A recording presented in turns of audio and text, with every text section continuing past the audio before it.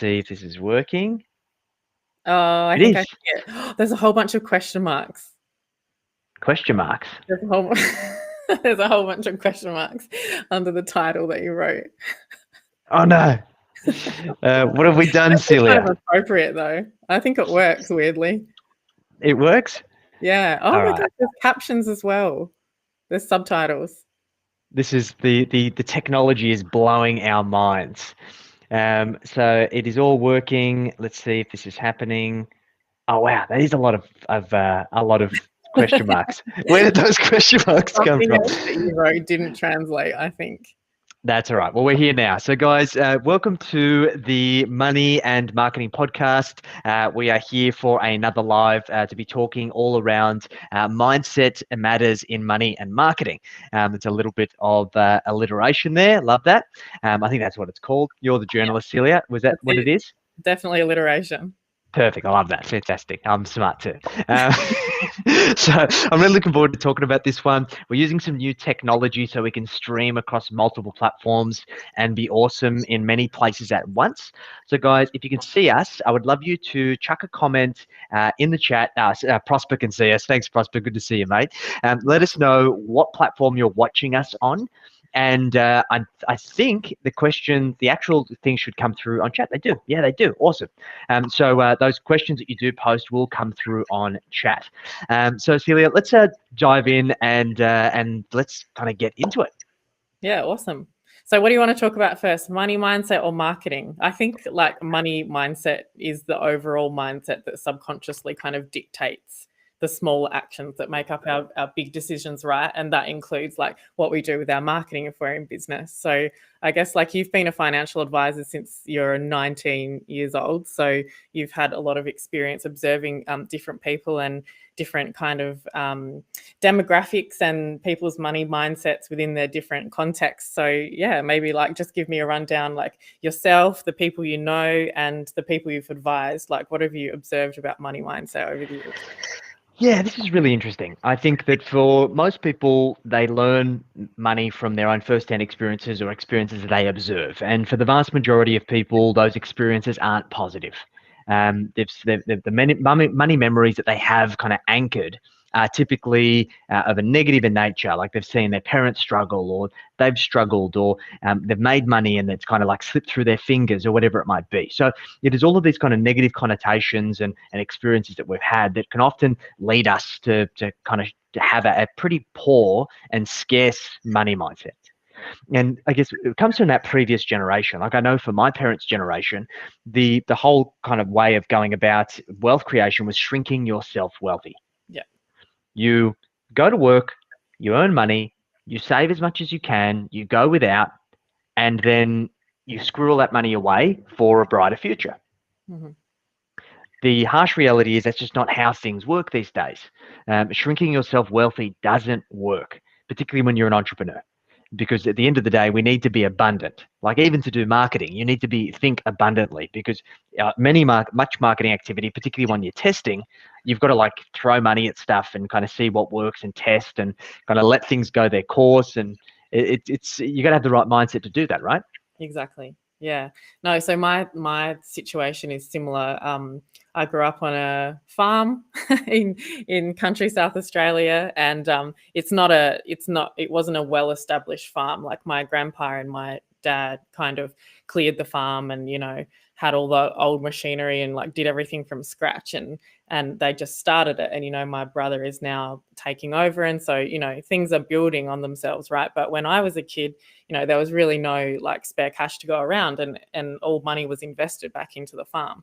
And of course, into our health and our education, like we didn't go without anything important, but there was definitely that sort of money doesn't grow on trees kind of mindset, and Yeah. When that's what is imprinted on you, then, and not really, it's not really something I even kind of thought twice about until I was a business owner, right? So like, yeah, so much I didn't think about until I was a business owner. I just accepted like, okay, so, I get a good job, I have a salary, I work till I'm 65 or whatever. And, hope that I've got enough in my super and I've managed to invest enough that I don't have to retire on the pension, right? But it's all just this kind of hoping game, really. And it was sort of when I some things happened that I sort of woke up to that, and I was like, this isn't sustainable, and like, it's not a real plan. Do you know what I mean? And so yeah, I've often wondered, like, why were we taught that? And sometimes I wonder, like, is it now because of the way the internet is? Like, obviously, the internet didn't exist when I was born, and maybe not when you were born either. And like, so all of these opportunities that we have online now didn't exist. So I guess it was harder to feel abundance, right? But all business models are business models, and I just don't see how it should be much different. What do you think about that? Here's what I put it down to, Celia. We go back 100 years ago, a little bit more than 100 years ago, and the vast majority of people were self-employed. Like, employment didn't exist. Employment is a construct of the 1900s. And it was really about understanding how can they, like, in the kind of the age of machinery, and kind of in this huge age of growth and this kind of industrial revolution, they needed an immense workforce. And you couldn't have that workforce of being transient, who were self-employed, that could decide whether they turned up one day and didn't turn up the next. There was a really, really smart strategy over the course of the 1900s to deeply instill these values of security. You come to work, you get a paycheck, you do your 40 hours, you go home on the weekend, you enjoy it with your family, and it was this idea of they were selling peace of mind. And the issue is that now, like, a fraction of individuals are self-employed. And I guess we've now come full circle, where I believe that over the course of the next kind of at least 10 to 20 years, there's going to be a massive shift back to self-employment, because people have realized that employment is a fugazi. It's bullshit. Like, you think you've got security, and then all of a sudden you get made redundant. Exactly. You get to 55, or like this happens with a lot of our clients. They get to 50 or 55. They've been senior executives. They get walked, and they could never get a job again. Yes. All these crazy. With being overqualified and that kind of thing. Exactly. So I think the big thing was, and I remember this like vividly, that my dad, and I can still visualize the first time that my dad said this to me. He come home from work one day, and he brought a tin, and it was like a tin that was sealed, and it had like you might have seen them. It had like $100 bill like printed around the outside, and it was a money box. Yeah. And you put coins in it, and then to open it, you've got to kind of get a can opener. And he goes, Jackson, you've got to put money away for a rainy day, because you never know what's going to happen. And like, I'd kind of like looked out the window, and I go, it's sunny outside. Like, what are you talking about? Like, I couldn't even fathom the concept that he was trying to teach me. And he's like, no, you just got to put money away, save 50% of everything you earn, and you'll be fine.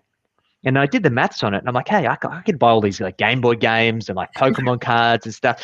So what I would do is, when he'd go to work, because he used to work night shift, I would get tweezers, and I'd turn the thing upside down, and I'd extract the coins out of this thing.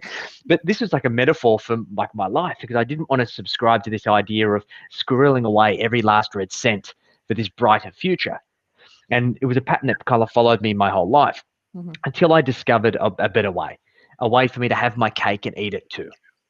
Because I didn't want to squirrel away every last red cent. I wanted to live for today. But for a very long time, that resulted in me not planning for tomorrow.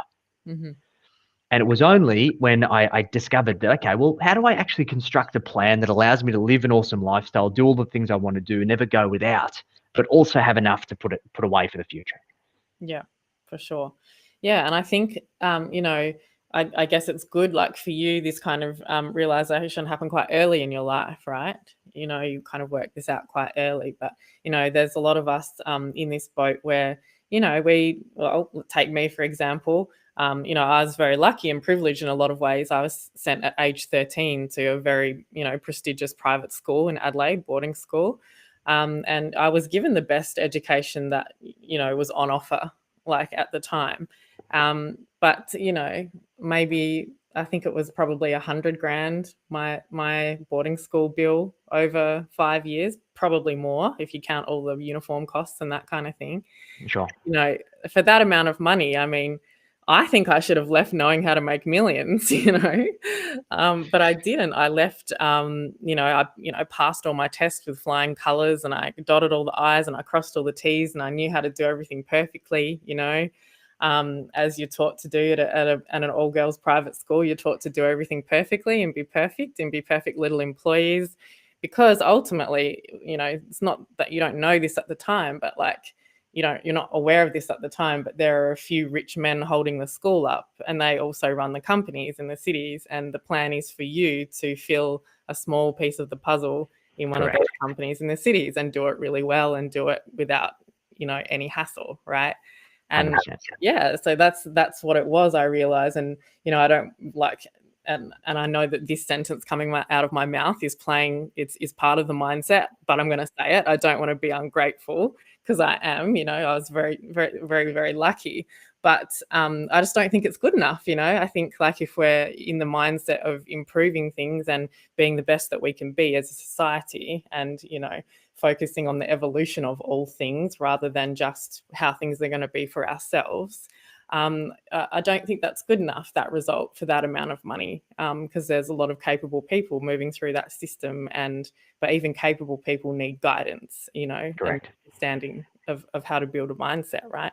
So yeah, like, where do we start with it? Like, what do you think?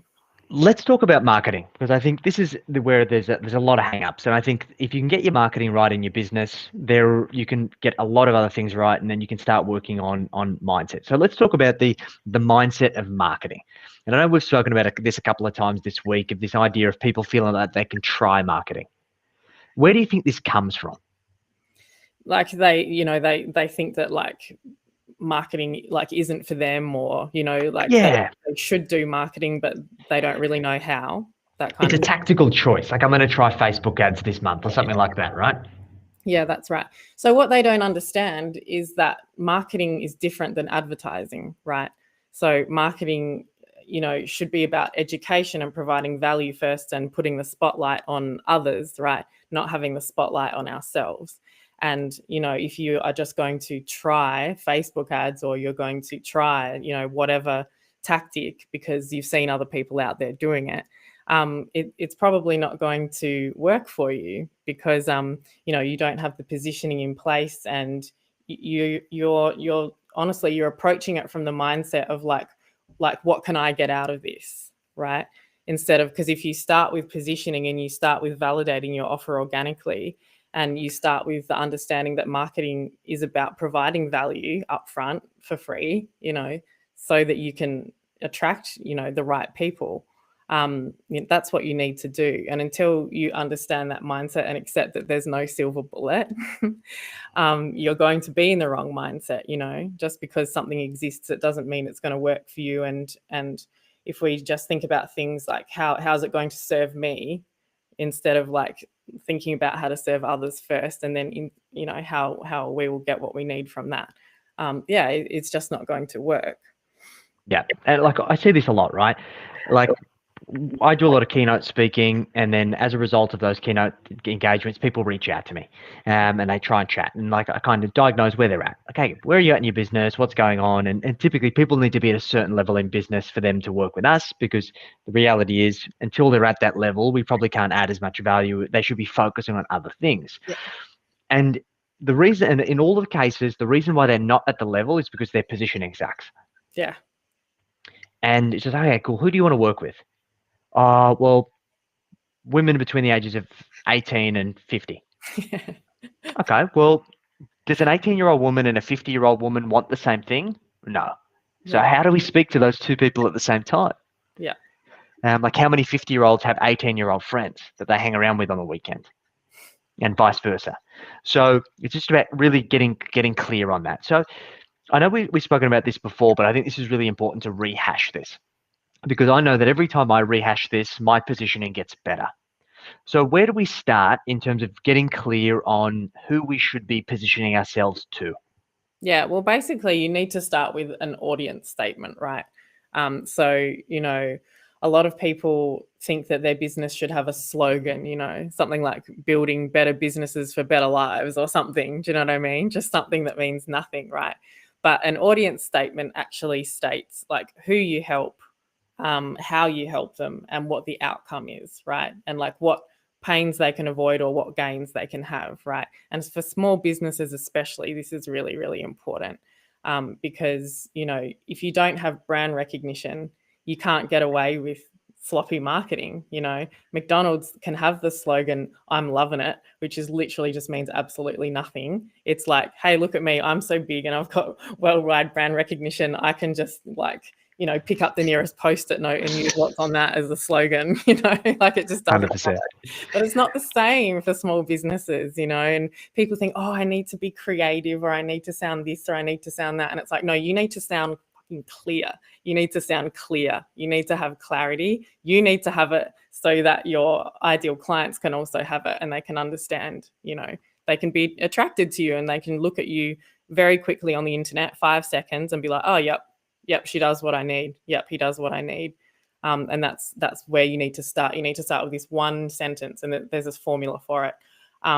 And basically this formula forces you to fit, who you serve, how you do it, and the outcome into it. And once you've done that, it's a 10-minute job to get the first draft out. But as you mentioned, and I'm glad that you mentioned that before, we're always working on our positioning. We're always sharpening things. Like, even me as a marketer, I don't claim to have my positioning absolutely perfect. And I always, every quarter I review it, and I renew it, and I change some words, around, and I'll change things around to make it as super, super clear as possible to my ideal client. That's what I'm looking for.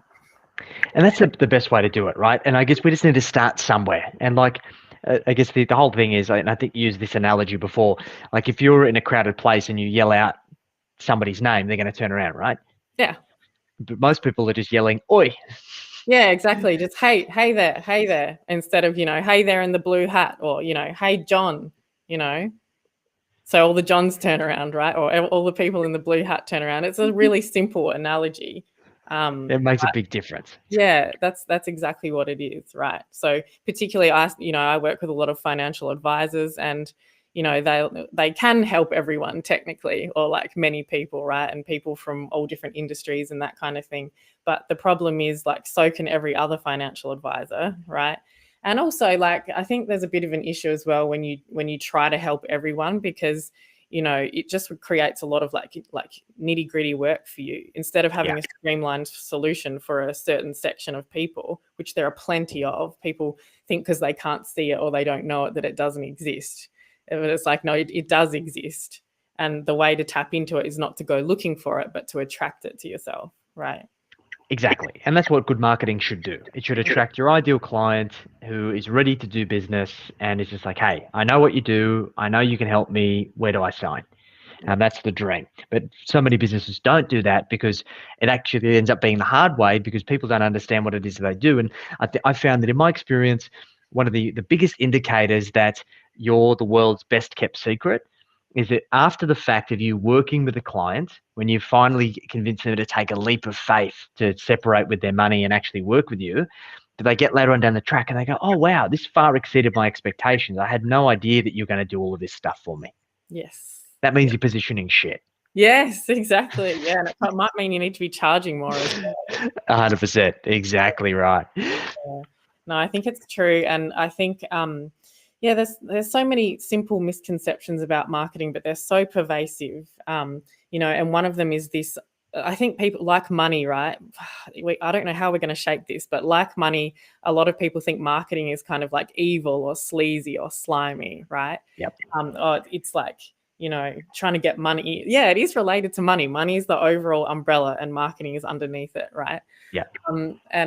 And so people, I do get on discovery calls sometimes with people where they even say like, I'm not prepared to roll out an email marketing. I'm not prepared to send emails to an email list every week. And I say, well, this phone call's finished, because if you're not going to do it, then you're not going to get value for money from me, because this is what I'm going to teach you to do. I'm going to teach you how to educate your tribe. And we do that using, we're not going to use snail mail. In some circumstances we could, but generally we're going to start with email, right? We're going to start with Facebook posts. We're going to start with LinkedIn posts. You're going to have to do videos of yourself, like. And where do you think this marketing mindset baggage comes from, Celia? I think when you do a big deep dive, it gets down into like self-worth. Like it can get really deep, right? And do I deserve this? Who am I, to do this? Like that's not me. Like, oh, that's those people over there. I don't do American style marketing. I get a lot. I'm like, it ain't American now. Like everyone's doing it. It doesn't matter where it started. It's like this, and there's a reason why it's taken off. It's because people respond to it. People Correct. people like it. You should see how many email lists I'm subscribed to willingly and happily. I love them. I love them, and this is what I say to people. I'm like, you other people will love your stuff. When you send it to them, they will. Like your tribe who loves what you do, who's all about what you do, they'll love your email list. And it's not going to be sleazy and slimy, because you won't write it in a sleazy and slimy way. You can write it, you can be yourself. But yeah, until you believe that, you're going to struggle. This is the thing with marketing, like in getting results in marketing, so much of it is intangible, and so much of it is to do with your internal state as well. Like, what's your experience, Jackson? Because I'm sure you didn't start off just, doing all this great marketing stuff. Like, what was No, I'm actually trying to think about it. Look, I think that what really kicked it off for me was obviously joining a lot of masterminds and doing a lot of programs. And I kind of learned about these concepts and I tried it. And I remember I joined my first program that was a business coaching program when I was still running my fashion business. Mm-hmm. And I remember I had a list of about 2,000 people on my fashion business. And like we had got into Facebook ads quite early on in the piece.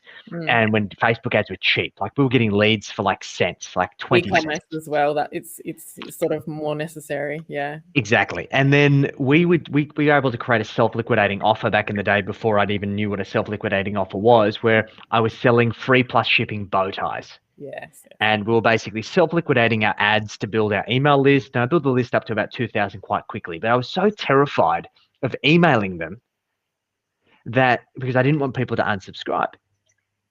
And my coach at the time was like, Jackson, send a fucking email. Like, what's the worst that's going to happen? Like the people who are unsubscribing, that's a good thing. Those are people that are never going to buy from you. Yeah. So what's it matter? Because let's say that you've got 2,050 leave. That means that you've now got 1,950 of people who still want to see what you do. They're still interested in what you offer. And then I'm like, okay, all right. So I went home and I wrote the email and I sent it out. Surprise, surprise, orders come through. Yeah. So that was really the first icebreaker. But I was still always gun shy with it.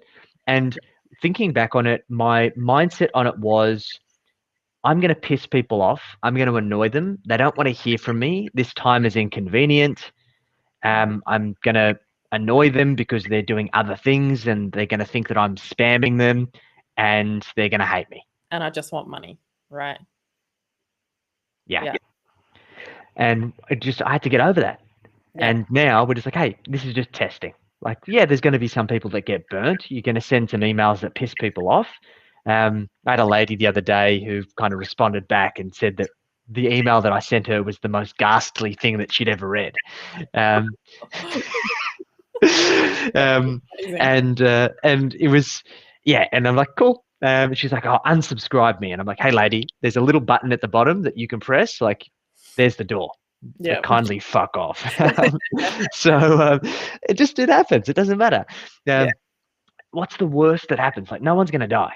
That's the thing. And I think this is the other thing people struggle about with marketing as well is, we're all people pleasers. We're all conditioned to be people pleasers and to, not get in people's way and not rock the boat and not ask for things and not, all of that stuff. So the inevitability with successful marketing, of course, is that you end up having to be a bit polarizing. Even if your views aren't that extreme, you can have pretty like normal, fair points of view, I think. But once you reach enough people, that will still end up being polarizing because, we're so different, Let me give you my 2 cents on that. I think the best marketing is polarizing. Yeah, exactly. You have to have an opinion. Yeah. And I think the more polarizing you can be, the easier it is for you to be effective with your marketing. Yeah. And this is my style, it's not everyone's style, but I like to pick fights. And being contrarian and picking fights with people and having like very different opinions and calling people out is actually a really effective way, because at the end of the day, everyone just wants to be entertained. Hmm. People are on social media to be entertained. Yeah. They want that little bit of a glimpse into other people's life that gives them that kind of that endorphin hit, the dopamine dump Yeah. of just of feeling like they're some way connected to other people. Yeah, yeah, yeah, exactly. And like, but I think what I'm trying to say is like, you don't you don't realize until you reach enough people that like pretty much whatever view you have is polarizing in some way. Like Yeah, there are going to be sections of society that do not agree with like what you think is quite a normal and reasonable point of view. And yeah, when that happens, because it will happen when you reach enough people, you've just got to be prepared to be okay with it, right? And just yeah, like let it slide under the radar. Yep, there's the unsubscribe button, because the important thing about being polarizing as well is that like marketing is just as much about repelling as it is about attracting, right? So you're always talking to the right people. So you do want an email list where people are unsubscribing all the time, because you don't, there's no point in sending out hundreds of emails to people that aren't interested and while they were polite and didn't unsubscribe, but they're never going to buy, you know, exactly. and they're not going to provide you with any useful feedback or market research or anything like that. So yeah, this is something that we have to be okay with and be prepared for, I think. Yeah, and I think with money and marketing alike, I think you need to change your definitions on certain things. Like the words that you associate with certain like phrases and things that you've kind of become to know, because we attach a meaning to certain words. Yeah. And I think when we start talking about marketing, we people go, oh yuck, Yeah, or like I need absolutely. to do content, or I need to do an email blast, or whatever it might be. Just Yeah. change up the way that what you call these things, because it should be about the outcome that you're trying to achieve. Yeah. Um, and ultimately, it's just about getting yourself out of your comfort zone, because if we can reassociate your relationship with these vehicles, being money and marketing, then you're Mhm. going to get more of what you want. Because it's safe to say that both of these things are a necessary thing in both your business and your personal life for you to be able to get what you want. Yeah. If you don't market, you're at the mercy of whoever comes and knocks on the door or calls you. Mhm. Or with your money, if you don't go out and chase it, you don't understand how to make it work for you, then you're never going to be able to be the kind of the architect and in the driver's seat of you creating the life that you really want. Yeah, exactly. But there's still so much shame attached to chasing money, right? Like how what do you do, Jackson? Like I don't know if you have to deal with that with many of your clients, but do you like is there any like anything that you take them through, anything that you talk them through to kind of remove that or rearrange that? Yeah, we never chase money itself. Money is always a byproduct or a vehicle that gets us to where we want to go. Mhm. So how we do this is we anchor money as being the only logical way for us to create the life that you want, the milestones that you want in your life. Mhm. So instead of saying, hey, I want to earn $200,000 a year, it's a matter of saying, hey, what house do you want to live in? When Mhm. do you want to have that house paid off? What holidays do you want to go on? When do you want to go? Yeah. What school do you want to send your kids to? What do you want this life to look like? And there's all of those things can be chunked down into time or money. Mhm. So then it allows us to work out, well, okay, if these things are important enough to you, you need to get over this self-limiting belief that you've got around money, and you just need to do the work. Mhm. Because if those outcomes are significant, and for the vast majority of people they are, Mhm. then they just got to get over it. Yeah. And I think another mindset issue that I run into quite a lot, maybe I would run into this more than you, I don't know. Oh, I think it can happen like at any scale though, is that people don't understand the value of what they do, Yeah, and they don't understand how to put a value on what they do. Like I just talked to always. an early stage marketer today who he got given a job, or he got a job from a client to like revamp the copy on the website. And I looked at the website and it was a dog's breakfast. And I was just like, out of interest, how much did you charge for that? And he said £90. And I'm just Oh, like, dude, this is going to take you so much longer. Like £90? Like, it should be like £90 an hour at a yes, minimum. it should be. Yeah. And I was just like, see, this is what we need to work on. You need to understand how to structure an offer that actually reflects the value that you provide. Because it's not even about how long it's going to take you to Oh, rearrange the copy. It's about the results they're going to get once that copy correct. is rearranged, which is going to be 100%. massive, right? And this is the analogy I always use, because like I was very lucky to have mentors that showed me how not to do things. And I had my last boss who actually fired me. His name was Harry, and he was a miserable prick, and he'd been a financial advisor for 25 years. And he got very sick, and he ended up having a double kidney failure. He was on renal dialysis for 10 years. He got a second chance at life. And you'd think somebody who got a second chance at life, like the world would be like I had a fresh coat of paint. You'd think that he'd approach things with like being so grateful, but he was still a miserable prick. Anyway, I used to sit in with him and would see all of his new client meetings. And he'd take the client through this wishy-washy meeting that he'd kind of just winged, no sales collateral, no tools, just asking random questions and like weird questions like, what does money mean to you? What does money mean to me? Like, what kind of question is that? What does that even matter? And then at the end of the meeting, he would spit out a fee. He'd fumble over it, like, oh, well, based on what we've spoken about, yeah, that's going to be $3,000. And they'd go, yep. And he'd be like, okay. And then he'd walk them out and he'd go, fuck, I should have charged them more. I saw him do this hundreds of times, every single time. It's the definition of insanity. You keep doing the same thing and you expect a different result. So I'm like, okay, I don't want to be like this numpty who's just spent 25 years making the same mistakes over and over and over again, like Groundhog Day. So I'm going to develop a system that makes sure that I don't have my own money mindset projecting into these meetings. So I created a framework. I created a discovery framework that I take clients through. It gives them a look into how we do things and gets them immersed out of the transaction of like, hey, I just want to sort my super, or I just want some insurance, or I just want help with this. And it gets them seeing the value and really thinking about what's important. 2, never pitched in the first meeting, because if they leave and they come back, the business is real. They also don't see you like a salesperson anymore, because what does a salesperson do? They sell in the first meeting. And then it would allow me an opportunity that after the meeting, I'd do a post-discovery debrief. I'd go through a series of objective questions and self-assessments. I'd go through a pricing matrix that I developed, and it spat out the fee, and that was the price. And in the second meeting, I'd present that to them, along with exactly how I could help them, the outcomes, and then the investment of what they needed to pay to work with me. And we've been doing it for over a decade now. And it's worked phenomenally. But it's just about identifying, well, okay, this is what somebody else has done wrong. I could have easily fallen into the same trap and allowed my own mindset to dictate, because I know it's difficult to follow this process when maybe you're just getting started in business and you're just like, oh shit, I've got to eat tonight. I'm going to charge £90 for 10 pages of copy.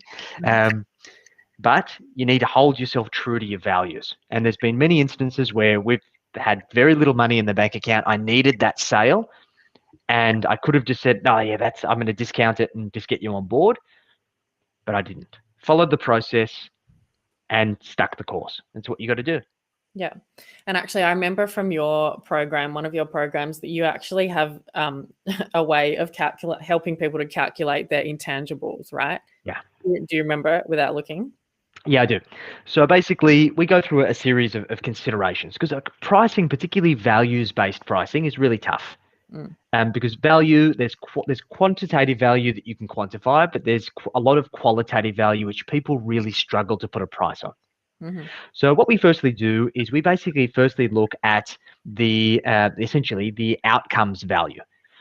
So essentially, we take a client through a goals-based exercise, and what we assess is on a scale of 0 to 30% multiple, what would be the impact if the client did not achieve their goals, dreams, and aspirations that they stated in that first meeting. Second is the unique value. So based on their current relationship to who they're working with already, how much more value can we add between 0 and 30%? Then we've got the qualitative value. So what are the qualitative things that we can bring into the equation? So better communication between the husband and wife, more clarity, accountability, get them over their fear. What's the value of that on a scale of 0 to 30%? And then we have the tangible value. What are the fee savings, additional returns, the actual tangible outcomes that we can help them achieve as a result of working together? That is last. So once we set a base price, so let's say that the base price is $2,000, and each of those are a 30% multiplier, then that allows us to have a range of between, okay, maybe all of those things are 0. Well, then maybe they're not a good client. Yeah. And then if all of them are 30, well, it's probably a pretty complex case. That client needs a lot of help. So the fee is justifiable. Yeah. Yeah, I think that's a super useful framework, because I think, like copywriters and marketers and stuff can really struggle, particularly copywriters, I think, because, it's not always measurable, like the leads that come in and that kind of thing. And that's only one way to measure, the amount of leads. Like it's a poor measurement of how much a marketing, professional can help you, right? Yeah, well, here's a simple solution. Set a reminder in your diary every 3 months to put your price up by 10%. And you keep putting it up by 10% every 3 months until people start saying no more than 40% of the time. Yeah. So if you've still got a 60% close rate and you can continue to push your price, then keep pushing it. Yeah. And I think this is another aspect of the mindset, isn't it? Is like being okay with a no, and understanding, that's also necessary, just like being polarizing is necessary, right? 100%. Exactly. Because getting a yes from somebody who does not respect your value and isn't willing to pay you what you're worth is going to cost you far more than the fee that you're going to lose. Yeah. So put your prices up, back yourself, and who cares if people say no? Yeah, exactly. Yeah. And, the reason that people are afraid of this no, right, is, well, it's to do with self-worth, but it's also to do with lack of abundance, right? Like, Yeah. I don't think you teach meditation or anything like that, Jackson, but like, do you do anything to help people understand abundance or like feel abundance? Yeah, I think this is just about training yourself around abundance. And I think abundance starts with backing yourself. Mm-hmm. And it was really interesting. We actually had a guest speaker today to our private clients, a guy called Matthias Bennett, and he was teaching on a subject that was called essentially leading with confident vulnerability. Now, it was phenomenal. And he said the definition of abundance is being able to do what you want when you want. Mm-hmm. That's it. So I want to be able to charge what I'm worth all of the time. Mm-hmm.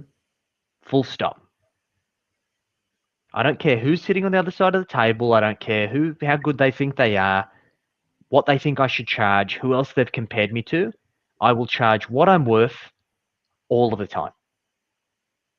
It's abundance. Yeah. And I remember, funnily enough, I got involved into an MLM for a little bit, and I hated it. It was terrible. But what was fantastic was the mindset training. These cults, they do a lot to kind of promote mindset and kind of fire you up so you sell shitty products to people who don't need them. Yeah. Typically people that you went to school with in like 13 years ago, But there was a guy who was a great speaker, and he come out, he's an American guy, and he basically said, people will say no. Some will say yes, some will say no. Who cares? Who cares? Really? It makes no difference.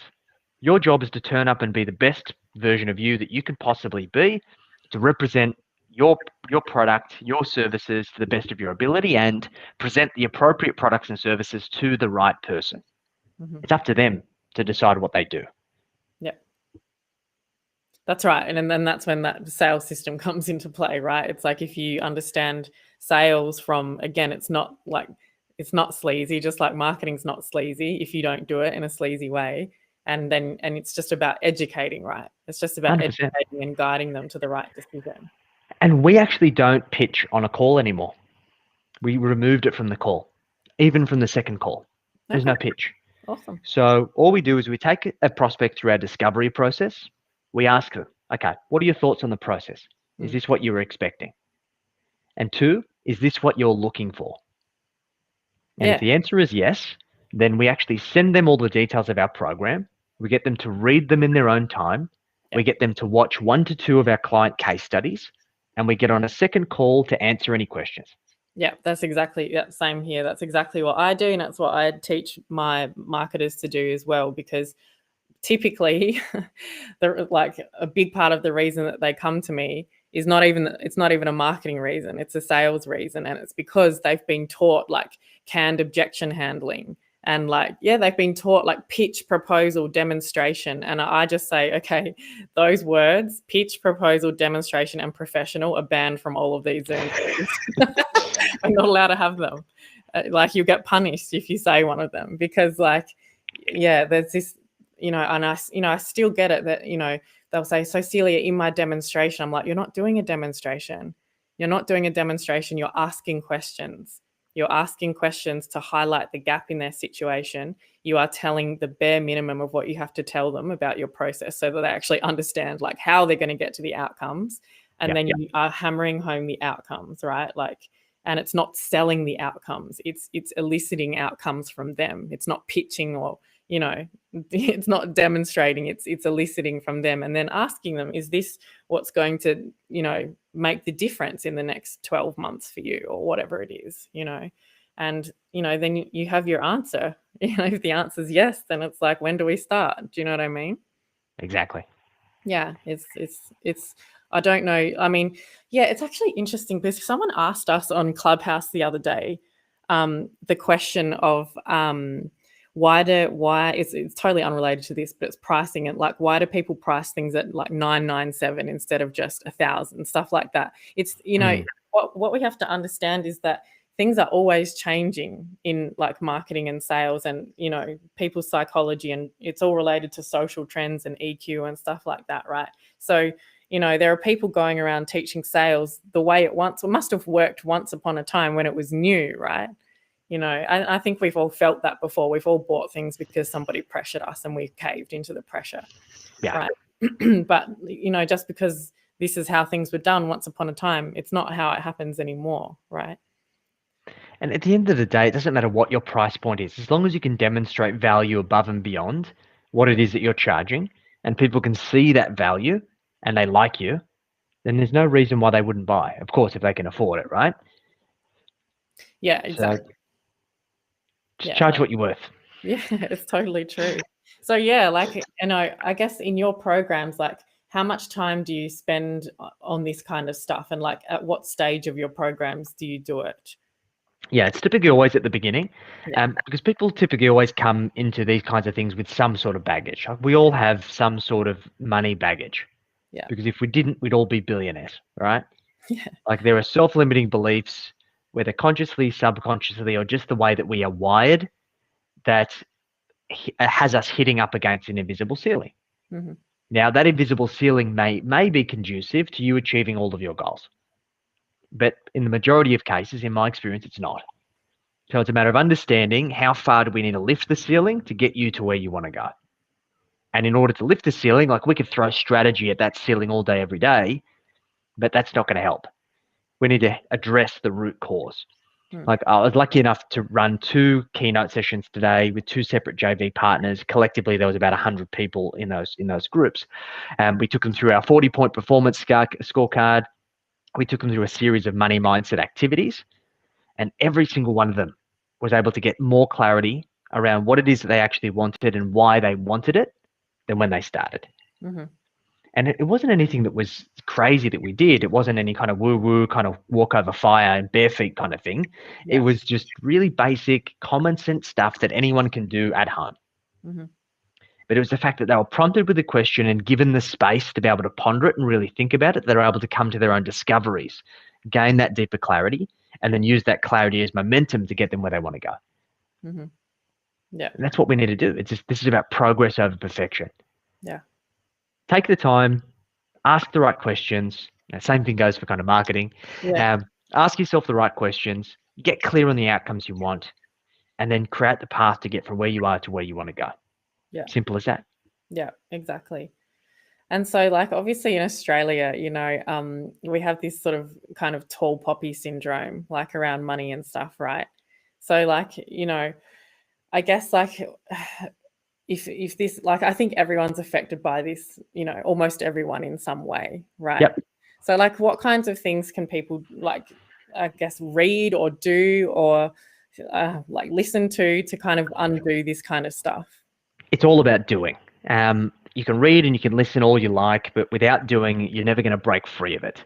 And the only way to break free of this kind of these handcuffs, these constraints that we have around these taboos of talking about money is to actually talk about it. Mm-hmm.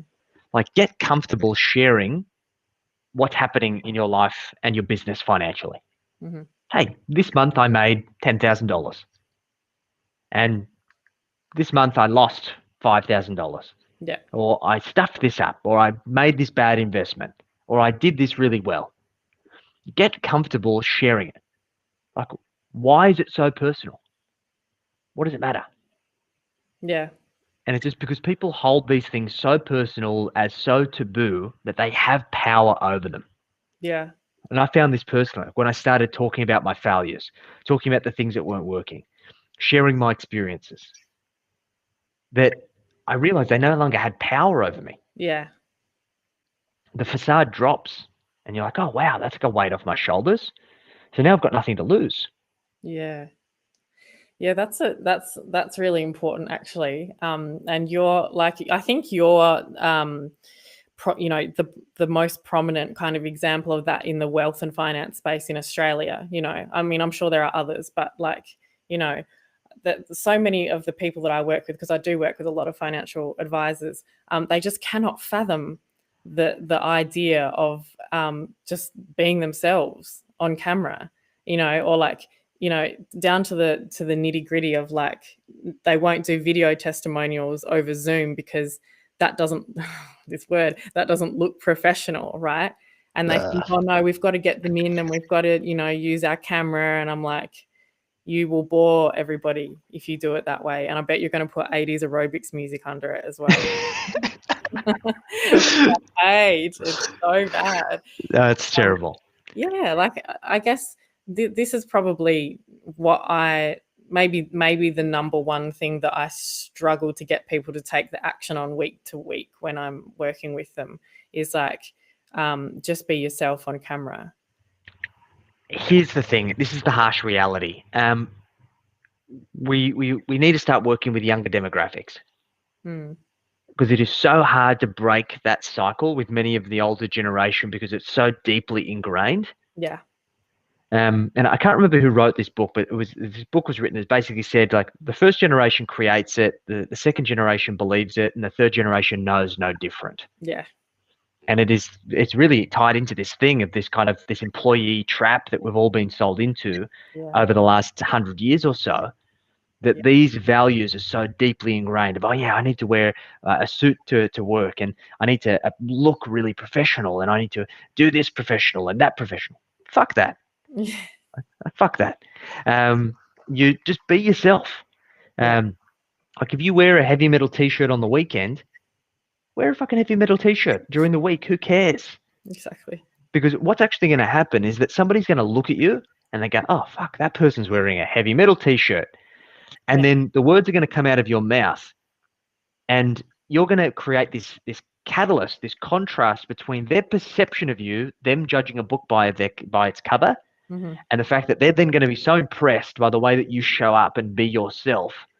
You go, oh, wow. Like this heavy metal t-shirt guy is actually really good. And it actually goes in your favor. Yeah. Yeah, no, it's true. And it comes down to like even just tiny details, like, even like I'm totally guilty of it myself. Like I used to not like, even before I was in business, I remember when I was going for a job as a journalist, I like didn't want to tell people that I grew up on a farm because I didn't associate the image of being a journalist with like growing up on a farm. But then, like, ironically, like the job I did end up getting was because they picked me because I had like a rural background, right? And that's how I got in, like, to the ABC when I was It's doing funny. it. Yeah, and it's the same. Like, even when I did start my business, like, I was pretty shy about sharing. Like, I didn't really want to share that I was like living in Japan, or I didn't want to share that like in the past I'd been an English teacher. Do you know what I mean? But like over and over again, as soon as those details kind of came out, it was like what sparked people's interest, or like, there was a way of like, this is how we related, like, oh, they'd taken a trip to Japan, or their daughter was living in Japan, or, like that kind of thing. So yeah, that's why I always like encourage people. It's like, you know, like I'm in the trap as well, and I try and be conscious and try to stay out of it. But you know, anything, probably if you think you shouldn't share it, maybe you should. Yeah, 100%. Like, and like people want to find things in common. And if you're vague as a human being and you're bland and you're like the person, like when someone asks you, how are you? And you're like, not bad. Like the like no one's going to relate with you. You're not going to be able to build rapport with people. Yeah. Like, and like this is why I love like one of my guys on my team, Big Sal. He's just like he's a very quirky guy. He wears like tartan like leprechaun pants and like pink Converses and stuff. Right. And you ask him how good he's doing. How are you today, Sal? And he goes, "Oh, I'm stupendous." Like just. And or like you tell him that you've gone on holidays and he goes, "Oh, what was the low light of your holiday?" Like, what the fuck? Like because it's just out of the ordinary and it's memorable. So you've just got to find ways to be your quirky self. Everyone's fucking weird. I would have loved, just be I would weird. have loved to have seen Big Sal's recipe cooking video. Sal was actually lucky. So I'll tell you the story about Big Sal. So I met Big Sal when I was in my last business, and we had a 2-story business office. So all of us were upstairs, and we had a receptionist downstairs. Poor girl. She was sitting on Facebook all day. Worst job ever. And we always used to get people coming in, like graduates and people who'd kind of recently migrated and dropping off their resumes. And like the vast majority of them just weren't good. So she would always put them in my in tray, and I'd kind of like not look at them ever. And then all of a sudden, I was working away and I got a call on my mobile. And I go, "Hello, Jackson speaking."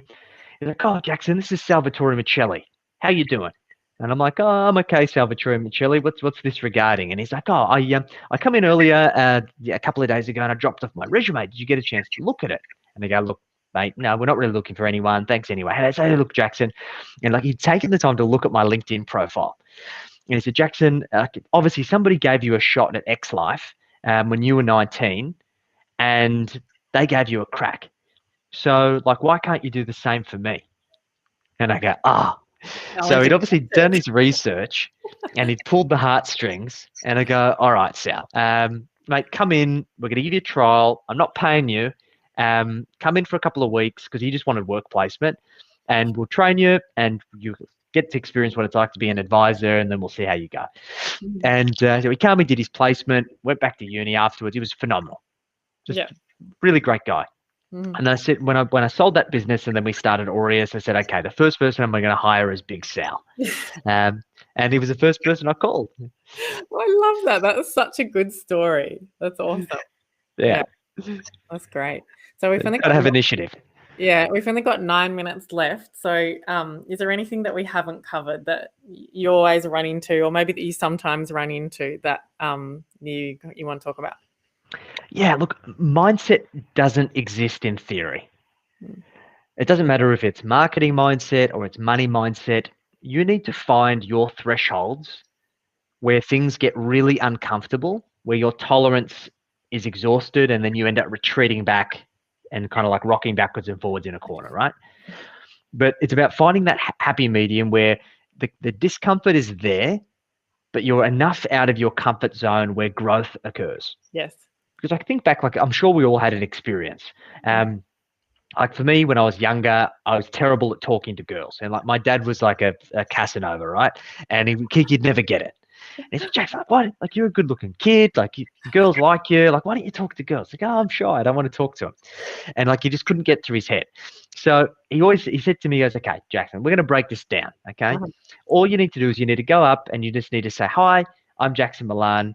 How you doing?' And then walk away." And he's like, "Can you do that?" And I'm like, "Oh, yeah, I can do that. Like, I can walk away afterwards, right?" And he's like, "Yes, you can. You can walk straight away." And then after a while, I was super nervous, and I'd go up and, "Okay, this is all I've got to do. Go up, say, 'Hi, I'm Jackson Milan. How you doing?' And then I can walk away." And then after you do it a few times, you're like, "Oh, this isn't so bad." And then all of a sudden, you kind of get the momentum. So the same thing happens with money, and the same thing happens with marketing. I was going to say, that sounds just like my LinkedIn training. It does. Honestly, I say like those words all the time. I'm like, talk to people the same way you would talk to if you sat down in a bar and it was empty, but it was like you're the only two at the bar, so it's awkward if you don't say anything, what would you say? You just say, Yeah. hey, how's it going? That's the first thing you would say. You wouldn't say, hey, I'm Celia and I have a marketing business and I do blah, blah, blah, blah, blah. And do you need this? And do you need that? It's like, no, that's not what you would do. And that's what people hate. And that's why people press ignore on your connection messages. Exactly. Do you come here often? Yeah, exactly. Well, honestly, even do you use LinkedIn often is better than, hey, I've got this business and you might need it. And do you need leads and blah, blah, blah, blah, blah. It's terrible. Yeah, it's shocking. So yeah, your old man would have been good at LinkedIn outreach. I'm sure he would have been. 100%. What about for you, Celia? Is there anything else we need to leave the people with as a kind of a parting note? Parting wisdom. I think I have to say that as you know, I'm sort of newer in business than you are. Haven't had my I don't even know how many years you've got under your belt as a business owner. How many years is it? Come about a decade now, yeah. Okay, a decade. Wow. I wonder what I'll feel like in 8 years' time when I've been a business owner for 8 years, for 10 years. So for me, like that point of discomfort is daily. I feel it daily. It's always there. It's this kind of like permanent sort of like tense feeling that I have. But I've learned I'm really comfortable with it. I'm comfortable with being uncomfortable. I think that's the parting wisdom. Even though it's probably sounding a bit like a cliche now, probably a lot of people say it, but it's one of those cliches that it's a cliche for a reason. Like it's a good cliche. Yeah. Same way the word freedom is a cliche, right? Exactly. I had a big battle when I was naming my project for marketers because, I called it the Freedom Faction and I was just thought, that is a risk. It's a risk and it's going to be polarizing because, it's overused. The word freedom is overused. But then when I dove deep into it and I thought about it, I was like, well, it's one of those things that it's overused for a reason. And it's the ultimate thing that we all want. Yep. And it's also the thing that I never thought I could get with my market, with my communications and humanities skills. And these are the people that I'm helping, right? People like me before I started a business who just thought I'm just going to be, even if I managed to start my own business, which I had as a content writer, copywriter, I'm going to be working like all day, every day for the rest of my life, making $5,000 a month because that's what you do when you have my skill set. Like I didn't think that, I thought financial freedom was something that people get when they're like doctors or lawyers or successful entrepreneurs. And like successful entrepreneurs, what do they do? Do you know what I mean? It was just so far out of the realm. And so these are the people that I'm trying to help now. And I'm trying to get them to associate what they do with financial freedom. And it's financial freedom. There's no other word for it. You can't say financial emancipation. You can't say, financial liberty. It sounds weird. Like it sounds like you're French. It does sound weird. Yeah, exactly. Yeah, it's what we all want. Financial freedom. Let's call it what it is. That's right. There's no other word for it. And, like a lot of, I've really, really paid attention to the market. And there's a lot of really successful marketing coaches out there who they'll teach a piece of the pie, right? Or they'll teach, oh, well, I've got this great membership and you can, learn SEO and you can learn, copywriting, you can learn this, you can learn that. And it's like, but why are people learning that? You're ignoring what they're learning, what they want, and they want financial freedom, So I'm like, no, damn it, I'm going to put the word freedom in the name. And, I'm going to deal with everyone being like, oh, cliche. Sure. Because at least I'm taking the responsibility on of teaching people to get all the way to the outcome and not just teaching a piece of the pie, like the tactics that are going to get them a part of the way there. Every other marketing coach. Yeah. 100%. Exactly. I love that. It's been a great chat. So, guys, make sure that you jump on board. We run this normally 4 nights a week. We're not going to run it tomorrow night because I'm going to be heading my way to the snowy mountains to try and catch some trout. But guys, if you haven't done so already, make sure that you jump on our 40-point performance scorecard. So it's bit.ly, Aureus scorecard, capital A, capital S. Top 40 things you need to do to get your business on track for that cliche, freedom, financial freedom. So make sure you jump into it. Average score is about 18 out of 40. So good news is, once you know your score, you can work out how to improve it. If you want to get access to us, make sure you do jump into the Facebook group, 6 and 7 figure CEOs turning business profit into wealth. You can search for it on Facebook, or there is a link right there. Celia, if people want to find you, how's the best way? You can go to freedomfactiononline.com, or if you're a financial advisor or wealth coach or anything like that, you can go to Bonsai Digital Marketing, and that's where I help out those types of businesses. Awesome. Been great chatting, and looking forward to catching up next week. Have a good trip. Catch you